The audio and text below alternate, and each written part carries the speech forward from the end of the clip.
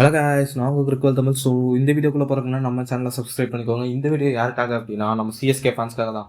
யாரா அந்த bowling coach, யாரா அந்த பவுலிங் கோச், யாரா அந்த பையங்கிற மாதிரி நம்ம கேட்டுட்டே இருந்தோம்ல. ஸோ அதை பற்றின ஒரு அப்டேட் தான்.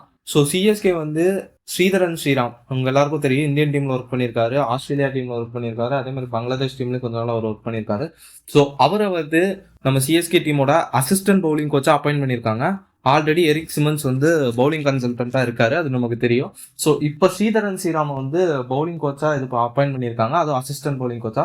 ஸோ இது வந்து என்ன பொறுத்த வரைக்கும் செம சூப்பரான ஒரு அடிஷன் கைஸ். பவுலிங் கோச் யாருமே எக்ஸ்பெக்ட் பண்ணல. எல்லாரும் எல் பாலாஜி, டயல் ஸ்ரீன்னு போட்டிருந்தாங்க. மேபி வெயிட் பண்ணுங்க கைஸ், வெறும் அசிஸ்டன்ட் பவுலிங் கோச் தான் இவரு. மேபி பவுலிங் கோச்சுக்கான இன்னொரு அப்டேட் வரலாம். ஆனா இவரே சூப்பரான இன்க்ளூஷன், அதுவும் நம்ம சென்னை மாதிரி லோக்கல் பிச்சர்ஸ்ல இவருக்கு நிறைய எக்ஸ்பீரியன்ஸ் இருக்கு.